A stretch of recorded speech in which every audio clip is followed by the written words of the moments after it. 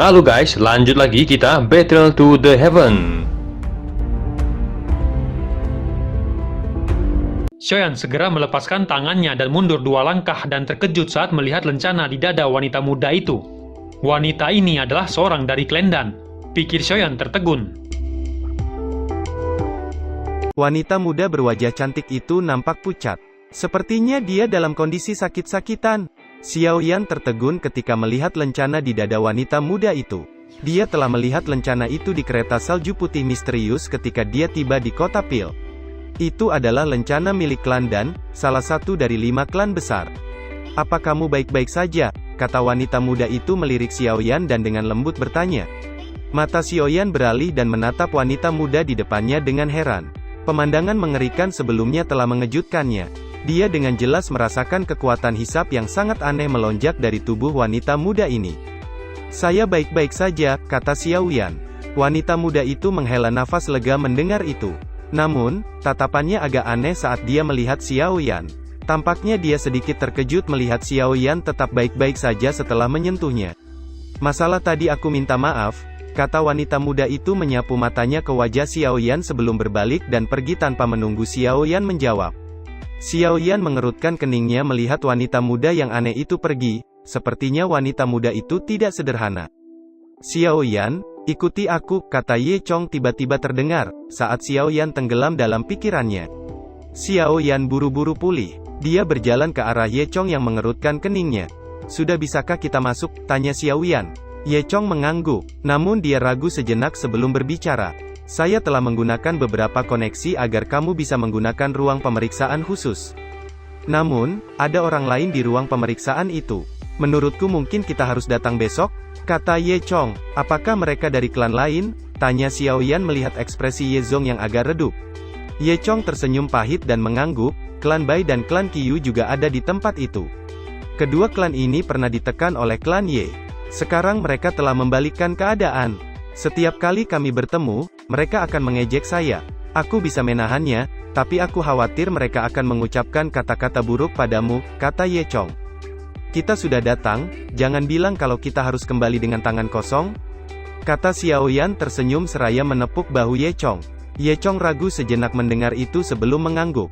Keduanya akhirnya tiba di ruangan yang luas. Ada lebih 10 orang berdiri di ruangan itu.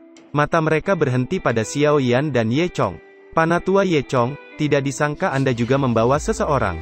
Sepertinya orang lain juga tahu bahwa ini adalah kesalahan yang agak memalukan," kata seorang wanita tua mengejek.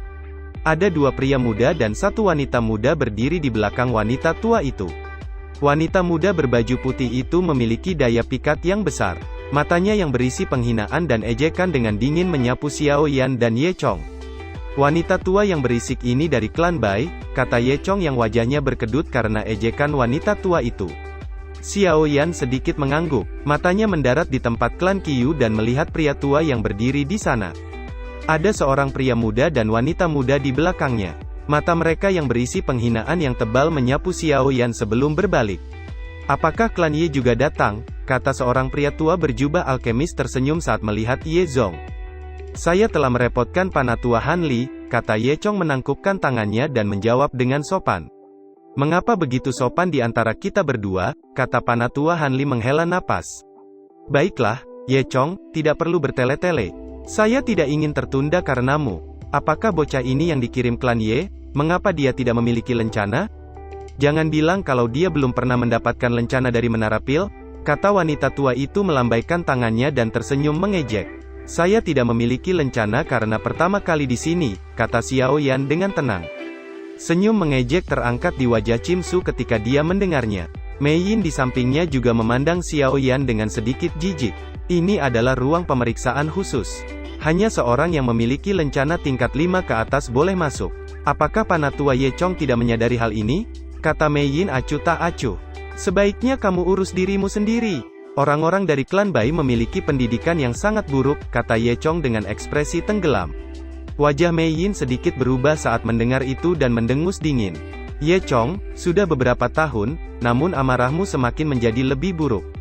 Jika klan Ye tidak dapat masuk 3 besar kali ini, kemungkinan kamu harus menyerahkan posisimu dari 5 klan besar," kata Chim Su mengejek. "Baiklah, Ini adalah kota Pil dan bukan wilayah klanmu sendiri. Jika kamu keberatan, kamu dapat pergi ke tempat lain, kata Panatua Hanli mengerutkan keningnya dan berbicara dengan suara yang dalam saat dia menegur wanita tua itu. Ruangan menjadi jauh lebih sunyi setelah semua orang mendengar Hanli berbicara. Ujian kali ini akan mengikuti urutan kedatangan. Klan Qiyu akan mengikuti ujian lebih dulu, kata Hanli menoleh 3 orang dari klan Qiyu. Pria dan wanita di belakang tetua klan Qiyu dengan cepat melangkah maju dan menangkupkan tangan mereka dengan hormat di depan Panatua Hanli. Lencana tingkat apa yang ingin kalian ambil? Tanya Panatua Hanli. Tingkat 6 kelas menengah, kata keduanya. Hanli mengerutkan keningnya saat mendengar itu. Dia melihat keduanya dengan heran. Hal itu dianggap cukup bagus untuk bisa mengikuti ujian tingkat 6 kelas menengah pada usia seperti itu. Kalian berdua harus menunggu sebentar. Kalian akan menuju ke gerbang Suan sebentar lagi, akan ada seseorang yang menguji kalian di dalam, kata Hanli. Keduanya mengangguk dan mundur selangkah. Mereka bertukar pandang satu sama lain dengan sedikit bangga. Kejutan dari Hanli membuat mereka merasa cukup puas. Selanjutnya klan Bai, kata Hanli. 2 pria muda di belakang Cimsu melangkah ke depan. Tingkat 6 kelas menengah, kata keduanya dengan suara yang cukup keras. Tingkat 6 kelas tinggi, kata Mei Yin perlahan melangkah ke depan. Panatua Hanli perlahan mengangguk mendengar itu sebelum mengalihkan pandangannya ke arah Ye Chong. Ye Chong, giliranmu, kata Hanli. Semua tatapan di dalam ruangan segera tertuju pada Xiao Yan saat suara Hanli terdengar. Ada sedikit penghinaan di mata mereka karena klan Ye telah kehilangan banyak wajah selama ini. Xiao Yan perlahan melangkah maju di depan banyak tatapan. Apa tingkat tertinggi yang bisa saya ikuti di tempat ini? Tanya Xiao Yan. Hanli nampak terkejut ketika mendengar itu, sementara yang lain tersenyum mengejek. Tingkat 7 kelas menengah, jawab Hanli. Ini adalah batas ujian di sini, karena saya hanya di tingkat 7 kelas rendah. Yang mana ingin kamu pilih? Tanya Panatua Hanli. Kalau begitu, saya akan mengambil tingkat 7 kelas menengah, kata Xiao Yan. Suasana di dalam ruangan menjadi hening begitu suara Xiao Yan terdengar. Mereka nampak tercengang, namun suasana hening hanya sesaat sebelum Cimsu berbicara dengan suara mengejek. Sejak kapan anggota klan Ye memainkan taktik semacam ini? Tempat ini adalah Menara Pil, bukan klan Ye, kata Cimsu dengan dingin. 2 pria dan wanita muda di sisinya juga mengalihkan pandangan ke arah Xiao Yan dan tersenyum mengejek. Sepertinya mereka sedang menonton lelucon. Tak satu pun dari mereka percaya bahwa bocah yang tidak pernah datang ke Menara Pil akan layak mengikuti ujian alkemis kelas menengah tingkat 7. Meskipun 3 orang dari klan Qiyu tidak bersikap seperti klan Bai, namun mata mereka menyapu Xiao Yan dengan beberapa keraguan. Mereka juga mengira bahwa pemuda ini sedang memainkan lelucon. Tempat ini tidak akan mentolerir kamu yang bercanda. Apa kamu yakin ingin mengikuti ujian untuk lencana kelas menengah tingkat 7? Tanya Panatua Hanli mengungkapkan keterkejutan di matanya saat dia melihat Xiao Yan dan bertanya dengan suara yang dalam. Sementara Panatua Hanli berbicara, matanya juga menoleh ke arah Ye Chong di samping Xiao Yan. Guncangan di hatinya tanpa sadar menjadi lebih padat saat dia melihat sedikit senyum di wajah Ye Chong. Mungkinkah bocah itu benar-benar memiliki kemampuan seperti itu? Seorang alkemis muda tingkat 7, itu sedikit luar biasa. Xiao Yan mengangguk dan menangkupkan kedua tangannya saat dia berbicara. Saya akan merepotkan Panatua Hanli. Bolehkah saya tahu apa yang diperlukan untuk mengikuti ujian alkemis tingkat 7 kelas menengah? Petik 2. Karena kamu bersikeras, kita akan melakukan apa yang kamu katakan. Aku harap kamu tidak bercanda, kata Panatua Hanli perlahan mengangguk. Karena semua orang sudah memutuskan, kita akan mulai, kata Hanli melambaikan tangannya. Setelah itu dia menunjuk ke 4 pintu di belakangnya. Masing-masing dari 4 pintu memiliki kata di atasnya. Mereka yang mengambil ujian kelas menengah tingkat 6 harus memasuki ruang Suan, yang mengambil tingkat 6 kelas tinggi ke ruang Di. Adapun kamu Xiao Yan, kamu akan menunggu setelah mereka selesai. Setelah itu, saya secara pribadi akan membawamu ke ruang Tian dan saya sendiri yang akan mengujimu. Sekarang saatnya semua orang harus masuk ke ruangannya masing-masing, kata Hanli. Kelima orang segera memasuki ruangan Suan, sementara Mei Yin dengan sombong memasuki ruangan Di sendirian. Ye Chong, anak muda klan Ye akhir-akhir ini menjadi sombong. Tidak heran kamu tidak dapat menemukan generasi muda yang berguna, kata Cimsu tersenyum mengejek. Aku malas berdebat denganmu, di bawah tingkat 7 kelas rendah, kamu tidak layak aku perhatian. Apa kamu tidak melupakan tingkah lakumu yang menjijikkan saat klan Ye kuat saat itu? kata Ye Chong mengejek. Ejekan itu menyebabkan wajah Chim Su langsung menjadi gelap. Baiklah, saya akan mengingat kata-katamu ini. Setelah klan Ye dihapus dari 5 klan besar, saya akan membiarkanmu menyesali kata-kata yang kamu ucapkan hari ini, kata Chim Su dengan dingin. Ekspresi Ye Chong nampak suram mendengar itu.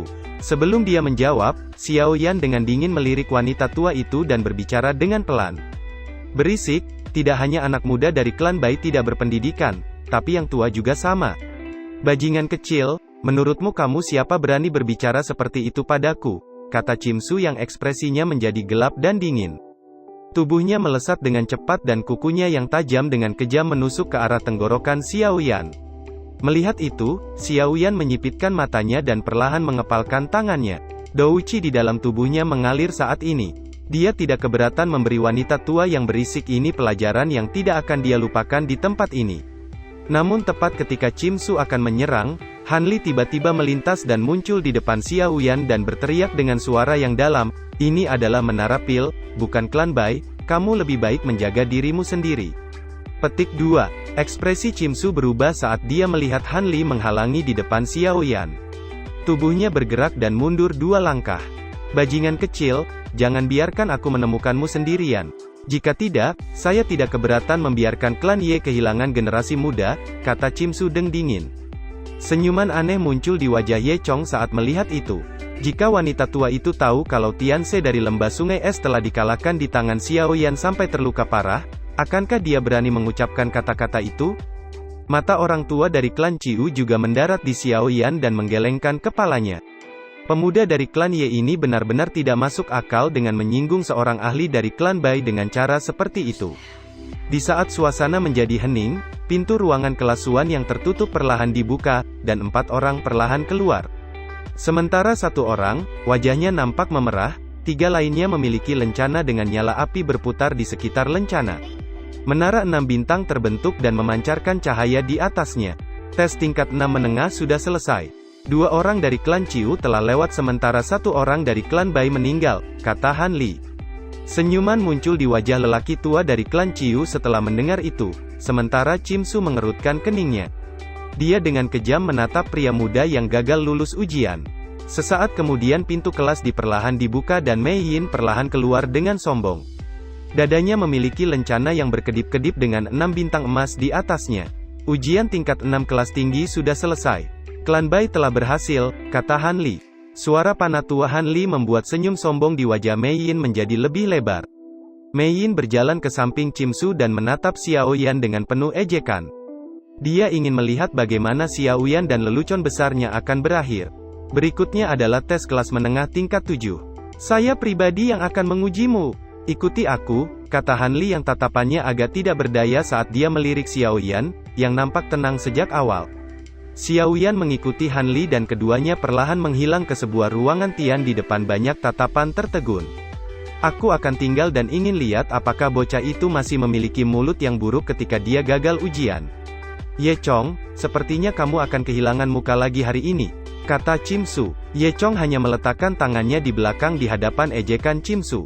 Setengah jam berlalu dan pintu kelas Tian yang ditutup perlahan terbuka. Perhatian semua orang di ruangan itu menguat ketika mereka melihat Han Li perlahan melangkah keluar dan Han Li nampak mengerutkan keningnya. Dia menggelengkan kepalanya dan menghela napas pelan.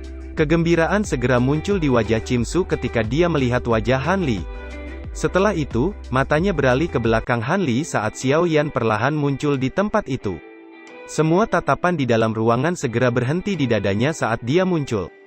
Saat ini di dada Xiao Yan masih kosong dan belum ada lencana.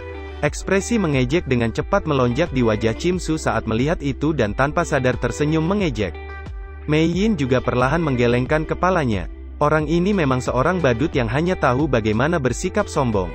Orang tua dari klan Ciu juga menggelengkan kepalanya. Matanya mengandung rasa kasihan saat dia melirik Ye Chong. Klan Ye ini tampaknya benar-benar telah selesai. Ye Chong hanya mengerutkan keningnya di hadapan semua tatapan di dalam ruangan yang dipenuhi dengan berbagai emosi. Namun, ekspresinya tidak sepucat yang dibayangkan orang lain. Dia jelas menyadari kemampuan Xiao Yan. Selain itu ia melihat ekspresi Xiao Yan yang tidak terlihat seperti seseorang yang telah gagal. Sampah adalah sampah. Tidak peduli bagaimana seorang melompat, dia hanya akan menjadi badut. Klan Ye sudah selesai, kata Chimsu tertawa mengejek. Han Li mengerutkan keningnya mendengar itu. Dia melihat Chimsu sebelum berbicara, masih terlalu cepat bagimu untuk senang. Siapa yang memberitahumu kalau dia telah gagal dalam ujian? Kata Han Li menghentikan tawa Chimsu. Diakon Han, tidak perlu memberikan wajah apapun kepada Ye Chong. Jika bocah ini telah lulus ujian, mengapa saya tidak melihat lencana di dadanya? Kata Chimsu mengejek. Han Li memandang Chimsu dengan agak menyedihkan dan menggelengkan kepalanya. Dia telah berhasil lulus ujian tingkat 7 kelas menengah. Alasan mengapa saya tidak memberinya lencana sekarang, karena saya merasa dia seharusnya bisa mendapatkan lencana yang lebih tinggi. Karena itu, saya harus membiarkan dia pergi ke Menara Pil untuk mengikuti ujian di sana, kata Han Li. Suara Han Li menyebabkan wajah semua orang menjadi kaku. Wajah Mei Yin dipenuhi dengan ketidakpercayaan. Diakon Han, sebaiknya lupakan dulu tentang masalah menuju ke Menara Pil, kata Xiao Yan. Han Li sedikit terkejut mendengar itu dan hanya bisa menganggukkan kepalanya. Dia mengeluarkan lencana menyilaukan dan dengan sopan menyerahkannya kepada Xiao Yan. Karena kamu bersikeras, kami akan melakukan apa yang kamu katakan. Jika kamu punya waktu, saya sarankan kamu untuk pergi ke Menara Pil untuk diuji. Saya yakin kamu memiliki kemampuan itu, kata Han Li. Banyak tatapan terkejut saat mereka melihat lencana menyilaukan di tangan Xiao Yan. Ruangan itu segera menjadi sunyi. Lencana tingkat 7 kelas menengah. Chimsu dan pria tua dari klan Qiyu, bahkan Han Li tidak pernah mencapai tingkat itu. Namun sekarang lencana menyilaukan itu telah mendarat di tangan Xiao Yan. Wajah Ye Chong dipenuhi dengan senyuman saat dia melihat wajah Chimsu dan lainnya yang nampak kusam. Diakon Han, mengeluarkan lencana tingkat itu bukankah lelucon? Apakah kamu yakin tidak ada yang salah dengan ujian ini? Kata Chimsu yang akhirnya tidak bisa menahan diri. Apa kamu berani meragukanku? Kata Han Li dengan ekspresi tenggelam. Bukannya aku berani, hanya saja aku merasa sulit percaya kalau klan Ye yang telah menurun akan mampu menghasilkan alkemis muda tingkat 7, kata Chimsu buru-buru tersenyum. Mei Yin juga pulih dari keterkejutannya. Matanya rumit dan aneh saat dia melirik Xiao Yan. Rasa jijiknya sudah benar-benar lenyap saat ini. Dia jelas mengerti perbedaan besar antara dia dan Xiao Yan. Di bawah lencana alkemis tingkat 7 kelas menengah, semua harga dirinya bahkan tidak layak disebutkan. Apa yang bisa dibanggakan? Dia hanya seorang alkemis tingkat 7 menengah. Aku tidak percaya dia bisa menyelamatkan klan Ye. Ayo pergi, kata Chimsu yang berbalik dan hendak pergi. Tunggu, kamu baru saja mengatakan aku sampah bukan? Kata Xiao Yan tersenyum tipis. Chimsu menghentikan langkahnya dan berbalik saat mendengar itu. Bocah, apakah kamu berniat menahanku? Jangan bilang kalau kamu tidak mengizinkan orang lain mengatakan apapun tentangmu. Sepertinya ajaran klan Ye menjadi semakin buruk, kata Chimsu dengan dingin. Xiao Yan perlahan menggelengkan kepalanya. Kakinya melangkah ke depan dan suara guntur yang teredam muncul saat tubuhnya tiba-tiba menghilang. Wajah Chimsu berubah saat tubuh Xiao Yan menghilang. Dia membalik tangannya dan douchi yang kuat melonjak keluar dari tubuhnya saat matanya dengan tajam menyapu sekelilingnya. Suara angin kencang muncul dari belakang Chimsu tepat saat tubuhnya mundur ke belakang. Wajahnya menjadi dingin saat dia berbalik dan melayangkan tinjunya. Gelombang riak tinju yang terbentuk menyebabkan ruang di depannya berfluktuasi. Sebuah pukulan tiba-tiba menembus ruang dan dengan kejam menghantam tinjunya. Riak angin yang kuat melonjak ketika kedua tinju bertabrakan, akhirnya mengguncang Chimsu yang wajahnya menjadi pucat setelah kedua tinju bertabrakan. Keterkejutan muncul di wajahnya. Seteguk darah dimuntahkan dan tubuh Chimsu terhempas dan bertabrakan dengan dinding. Selain Ye Chong, semua orang di ruangan itu nampak tercengang saat melihat Chimsu memuntahkan darah hanya dalam pertukaran pertama. Mereka jelas memahami kekuatan Chimsu yang memiliki kekuatan Dozong, namun dia bahkan tidak dapat memblokir satu pukulan dari Xiao Yan. Ketiga orang dari klan Bai saling bertukar pandang satu sama lain. Bahkan Mei Yin nampak begitu terkejut. Xiao Yan perlahan muncul di depan Chimsu yang berwajah pucat. Kamu pikir kamu siapa? Berani mengucapkan kata sampah di depanku? Kata Xiao Yan.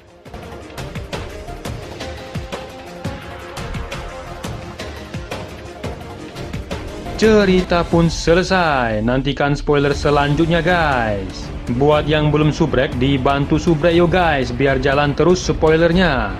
Buat yang udah subrek, mudahan dilancarkan rezekinya. See you and ciao.